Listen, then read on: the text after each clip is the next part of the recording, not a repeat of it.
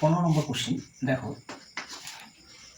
4 bells ring at a interval of 4 minutes, 8 minutes and 12 minutes and 24 minutes respectively. So all the 4 bells rang together at 12 noon. How many times after 12 noon will all the 4 bells ring together in the next 4 hours with the ringing at 4 p.m. being included? তাহলে চারটা বিল রয়েছে, 4টা ঘন্টা কত second অন্তর অন্তর বাজে, তাহলে 4 মিনিট, তারপরে পরেরটা 8 মিনিট, তারপরেরটা হচ্ছে 12 মিনিট, তারপরেরটা হচ্ছে 24 মিনিট। তো এই এত মিনিট অন্তর অন্তর বাজে, তাহলে এদের আমাদের কি নিতে হয়, ঘন্টার অঙ্কে এলসিএম নিতে লাগে। তো এলসিএম নিলে এটা কত হবে, এটা দেখো আমি হচ্ছে 4 দিয়ে দিচ্ছি, তাহলে 1, এটা 2, আর এটা হচ্ছে 3, এটা হচ্ছে 6, ঠিক আছে। তারপরে এটাকে 2 দিয়ে দিলে 1, তারপরে হচ্ছে 1, তারপরে 3, তারপরে হচ্ছে 3, তারপরে হচ্ছে 3 দিয়ে দিলে এটা হচ্ছে 1 1 1 1, ঠিক আছে। তাহলে এলসিএম আমাদের কত হচ্ছে, এখানে এলসিএম হবে আমাদের 24 কিনতে হবে। লসাগুটা কত হচ্ছে, তাহলে এলসিএম হচ্ছে এলসিএম ইকুয়াল টু 24 মিনিট। তাহলে ঘন্টাগুলো 24 মিনিট অন্তর আবার হচ্ছে একসঙ্গে বেজে উঠবে, ঠিক আছে। 24 মিনিট অন্তর আবার বেজে উঠবে। এবার হচ্ছে কোশ্চেনে বলা আছে মানে 12টা হচ্ছে 12 PM এর পরে হচ্ছে 4 PM, তো 4 PM, ঠিক আছে। তো এখানে সময়ের ব্যবধান কত, 4 ঘন্টা। তো 4 ঘন্টা, এই 4 ঘন্টা হচ্ছে ঘন্টাগুলো মোট হচ্ছে কতবার একসঙ্গে বাজবে, ঠিক আছে। তো তাহলে 24 মিনিট অন্তর অন্তর, তাহলে এখানে 4 ঘন্টা মানে কি, 4 ঘন্টা টোটাল সময়, তাহলে 4 ঘন্টা। এবার এটা কি মিনিট ছিল, তাহলে 4 ঘন্টাকে মিনিট করলে 4 দিয়ে 4 × 60 এত মিনিট। এই মিনিটের ব্যবধানে ঘন্টাগুলো কতবার একসঙ্গে বেজে উঠবে, তাহলে বাই হচ্ছে 24 করতে হবে, ঠিক আছে। বাই 24, এটা কাটলে 6 দিয়ে এটা কাটলে হচ্ছে আমাদের 10। তাহলে ঘন্টাগুলো এই 12 থেকে 4 PM পর্যন্ত এই সময়ের অন্তর ব্যবধানে 10 বার হচ্ছে একসঙ্গে বাজবে। তো এক্ষেত্রে আমাদের সঠিক আনসার কিন্তু এ হবে, 10 টাইমস একসঙ্গে বাজবে, ঠিক আছে। এটা একটা ইম্পর্টেন্ট অঙ্ক ছিল, মানে সচরাচর ঘন্টার অঙ্ক ইম্পর্টেন্ট, কিন্তু এটার মধ্যে একটু ডিফারেন্স কিছু আছে, মানে একটু ইউনিক টাইপের, তার জন্য এটা বেশি ইম্পর্টেন্ট। তো আশা করি বুঝতে পারলে। তো 24 নম্বর, এটাও ইম্পর্টেন্ট অঙ্ক। দেখো, x square plus y square plus minus 4x plus 8y plus 20 equal to 0। এখান থেকে বের করতে হবে x square plus y square মান। তো 4টা অপশন দেওয়া আছে, আমাদের ফাইন্ড আউট করতে হবে x square plus y square value, ঠিক আছে। তো এইটা কিন্তু ইকুয়াল হচ্ছে 0 ছিল, ঠিক আছে, ইকুয়াল 0 ছিল এই সমীকরণ। তো এই ক্ষেত্রে আমাদের এক্স একটাই সমীকরণ দেওয়া আছে, এক্স ওয়াই বের করতে গেলে আমাদের এটা মানে এটাকে দুটো বর্গের সমষ্টি হিসেবে রিপ্রেজেন্ট করবো। তাহলে দেখো, এক্ষেত্রে আমি বর্গের সমষ্টি করবো, এইটা নিব, আর এইখান থেকে 20 থেকে কিছুটা নিয়ে নেবো। তাহলে এক্স স্কোয়ার আমি এটা লিখে নিলাম। তো এক্স স্কোয়ার, তারপর হচ্ছে এখানে কত আছে, মাইনাস হচ্ছে 4x রয়েছে। তাহলে আমাদের সূত্র, বর্গের সূত্রে 2a মানে x নিব, আর b এমনভাবে চয়েস করবো যেন -4x হয়ে যায়, তাহলে 2 নিতে লাগবে। তারপরে কি আসবে, প্লাস হচ্ছে b স্কোয়ার মানে 2a স্কোয়ার আসবে, ঠিক আছে, 2a স্কোয়ার। তাহলে এই পর্যন্ত হলো। এবার হচ্ছে y গুলো নিব। তো y গুলোর ক্ষেত্রে আমাদের কি নিতে হবে, এখানে লিখলাম। তো এটা y স্কোয়ার, তাহলে y স্কোয়ার, আচ্ছা এখানে প্লাস আছে, তো সূত্রে 2, তারপরে y, তারপরে এখানে হচ্ছে এমন সংখ্যা নিতে লাগবে, 4 নিতে লাগবে, তাহলে 8y হয়ে যাবে, প্লাস হচ্ছে 4 স্কোয়ার, ঠিক আছে। তো ইকুয়াল টু দেখো 0। এবার 20টা তাহলে কোথায় গেল, তো 20 দেখো এখানে অ্যাডজাস্ট হয়ে গেছে, মানে 2 স্কোয়ার মানে 4, আর এখানে হচ্ছে 4 স্কোয়ার মানে 16, তাহলে 16 প্লাস 4 হচ্ছে 20, আর বাকিগুলো সব মিলে গেছে। তাহলে এক্ষেত্রে আমাদের কি পেলাম, এইখান থেকে বর্গের সূত্র অনুযায়ী x - 2 হোল স্কোয়ার এটা পেলাম, আর পরেরটা থেকে পাবো y প্লাস হচ্ছে এটা কত পাবো, 4 এর হোল স্কোয়ার ইকুয়াল টু 0। দেখো, দুইটা ততদিন বর্গের সমষ্টি যদি 0 হয়, তাহলে বর্গ রাশিগুলো মান কি হয়, সেপারেটলি 0 হয়, অর্থাৎ আমরা পাবো x - 2 ইকুয়াল টু 0, আর পাবো এটা হচ্ছে y প্লাস হচ্ছে 4, এটার মান 0 পাবো। তো এক্ষেত্রে আমরা x ইকুয়াল টু কত পাবো, x ইকুয়াল টু 2 পাবো, এখান থেকে y ইকুয়াল টু পাবো -4, ঠিক আছে। তো এইবার হচ্ছে এই রাশিটার মান কত হবে, x স্কোয়ার মানে 2 স্কোয়ার করলে 4 হবে, আর y স্কোয়ার মানে -4 স্কোয়ার মানে কত হবে, -4 স্কোয়ার মানে 16 কিন্তু হবে। তো এটা আলটিমেট 20 হলো। তো x স্কোয়ার প্লাস y স্কোয়ারের ভ্যালু কিন্তু আমাদের 20। তাহলে অপশন নাম্বার বি হচ্ছে কারেক্ট আনসার এখানে। তো একটু ক্যালকুলেটিভ ছিল, তো আমার পরিকাঠামো অনুন্নত হওয়ার কারণে সময়টা অনেকটা বেশি লেগেছে। তো যাই হোক, আশা করি বুঝতে পারলে। An object is placed in front of a convex mirror of focal length 9 semi at a distance of 18 centimeter. Its image from at a distance. তাহলে আমাদের হচ্ছে কনভেক্স মিরর রয়েছে।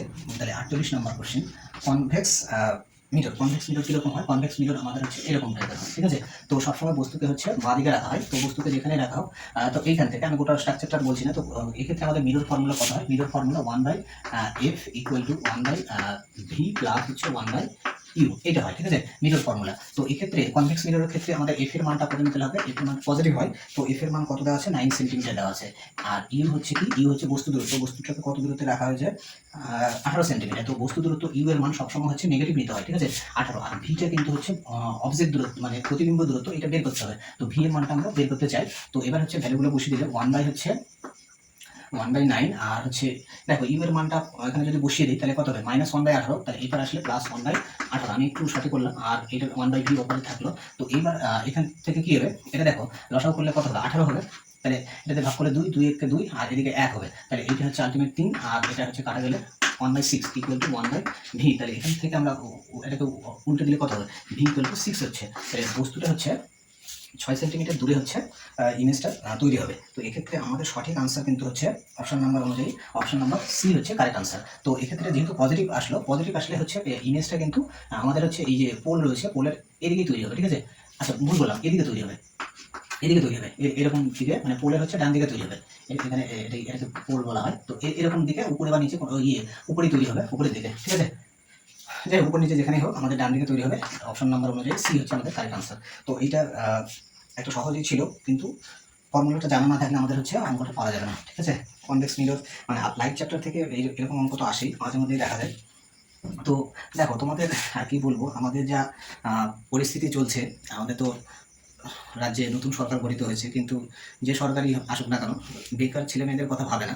তারা হচ্ছে প্রশাসনিক মানে ক্ষমতা কীভাবে দেখানো যাবে, দাপট কীভাবে দেখানো যাবে, এগুলো নিয়ে ব্যস্ত। আগের সরকার ওবিসি নিয়ে 2 বছর 9-6 করেছে, এবং এই সরকারও ওবিসিতেই শুরু করেছে। তো এর ভবিষ্যৎ যে কোথায় মানে গিয়ে ঠেকবে, এটা হচ্ছে একমাত্র কে জানে, সেটা বলা মুশকিল। তো যাই হোক, প্রিপারেশন আমাদের রাখতে লাগবে, পরীক্ষার জন্য চেষ্টা চালিয়ে যেতে লাগবে। বেকারদের কথা তো কেউ ভাববে না, বিশেষ করে পুরুষ বেকারদের কথা। তো তাদের তো সমাজে মানে কি বলবো, কোনো রেসপেক্ট বা কোনো ভ্যালু কিছুই নেই।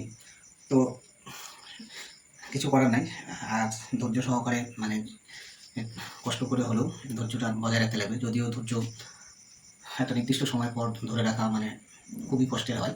তো তাও তোমাদের আমি বলবো যে চেষ্টা করো, ধৈর্যটা যতটা পারো ধৈর্য সহকারে প্রিপারেশন চালিয়ে যাও। কিছু তো করার নেই, আমরা শিক্ষিত বেকারদের মানে কি বলবো, কিছু বলার নেই। মানে এতই দুর্ভাগ্য, এই সরকার তো সেটা আর বুঝবে না। তারা বিভিন্ন তালবাহানা, ভাতা ফাতা এগুলো নিয়ে ব্যস্ত, ভাতা নিয়ে দিয়ে জীবন কাটে দেবে, এরকম চিন্তা ভাবনা। তো যাই হোক, কিছু বলার নেই। চলো পরে কোশ্চিন। দেখো 63 একটা হচ্ছে ত্রিকোণমিতির অঙ্ক দেওয়া আছে, একটা ভ্যালু বের করতে হবে। তো রাশিমালাটা আমি লিখে নিচ্ছি, 20 প্লাস হচ্ছে 20 tan স্কোয়ার এ, নিচে আছে হচ্ছে 50 প্লাস 50 cot স্কোয়ার এ।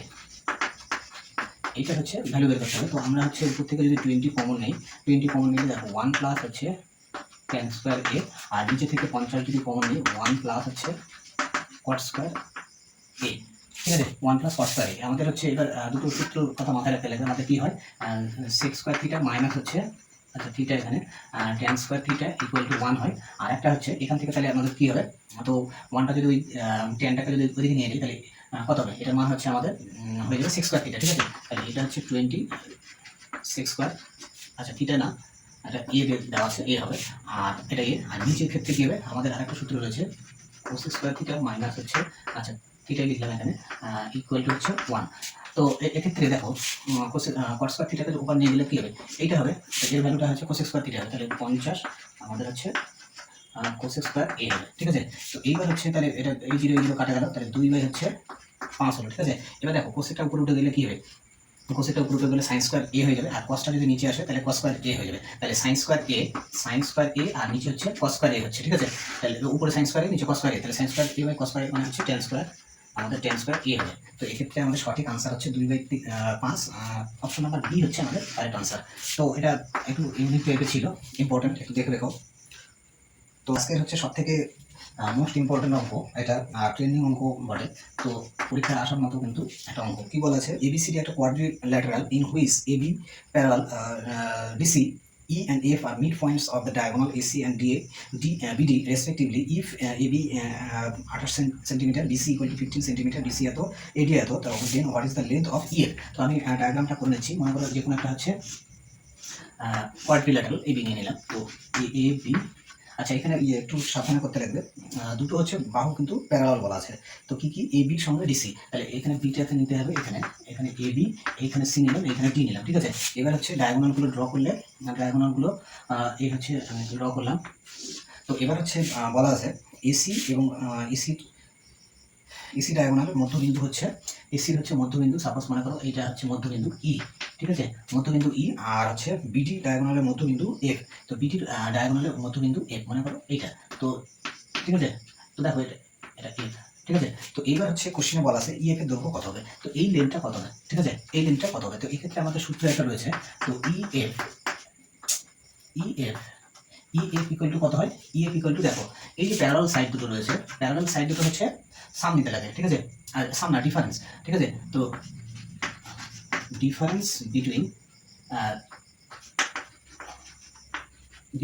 Parallel side, difference parallel side মানে কি, এ বি আর হচ্ছে ডিসি। তাহলে এখানে আমি এ বি আর হচ্ছে ডিসি নিলাম, ঠিক আছে, এ বি আর হচ্ছে ডিসি। আর নিচে হচ্ছে বাই হচ্ছে 2 করতে হয়। তো বাই 2, তাহলে এক্ষেত্রে দেখো এবির ভ্যালু কত দেওয়া ছিল, এবির ভ্যালু দেওয়া ছিল 28। তো এটা হচ্ছে 28 আর ডিসির ভ্যালু দেওয়া ছিল 40। তাহলে যেহেতু ডিফারেন্স, তাহলে বড়টা থেকে ছোটটা বিয়োগ করবো। আর এডি আর আমার ডিসি লাগবে না, ফালতু দেওয়া আছে। তো এই হচ্ছে 40 আর 28 বিয়োগ করলে কত হবে, 12 হবে। তো 12 কে হচ্ছে 2 দিয়ে বিয়োগ করতে হবে, ঠিক আছে। তো এটা আসলে কীভাবে, মানে এই আমি এখানে পাশে লিখে রাখছি, মানে 40 আর হচ্ছে 28 এইটা। তো এটা হচ্ছে 6 হচ্ছে কাটাকাটি করলে। তো এক্ষেত্রে আমাদের সঠিক আনসারটা কিন্তু অপশন নাম্বার বি হবে কারেক্ট আনসার। তো এটা একটা সম্পূর্ণ ইউনিট টাইপের অঙ্ক। তো আমাদের এই ফর্মুলাটা কিন্তু মাথায় রাখতে লাগবে যে একটা হচ্ছে কোয়াড্রিল্যাটারালের ক্ষেত্রে দুটো হচ্ছে ডায়াগোনাল, মানে সেক্ষেত্রে কোয়াড্রিল্যাটারালটা তোমার হচ্ছে ট্র্যাপিজিয়াম টাইপের হবে, ঠিক আছে, মানে দুটো বাহু সমান্তরাল, তাহলে ট্র্যাপিজিয়ামই হচ্ছে। তো ট্র্যাপিজিয়ামের এই যে দুটো হচ্ছে ডায়াগোনাল দুটো হচ্ছে mid point, mid point join করে যে লাইনটা পাবো, সেই লাইন সেগমেন্টের দৈর্ঘ্যটা আমাদের হবে কি, ডিফারেন্স বিটুইন প্যারালাল সাইড যে দুটো থাকবে তাদের হচ্ছে ডিফারেন্স হবে, লেন্থের ডিফারেন্স বাই হচ্ছে 2। তো এইটা হচ্ছে আমাদের কিন্তু ফর্মুলা, মাথায় রাখতে লাগবে, খুব ইম্পর্টেন্ট অঙ্ক, দেখে রাখো। তো এই পর্যন্ত ছিল আজকে। তো চলো, ভিডিওটি সম্পূর্ণ দেখার জন্য অসংখ্য ধন্যবাদ। আর কি বলবো, ধৈর্য সহকারে প্রিপারেশান চালিয়ে যাও, কিছু করার নেই, আমাদের দুর্ভাগ্য কিছু, আর কি বলবো, থ্যাংক ইউ।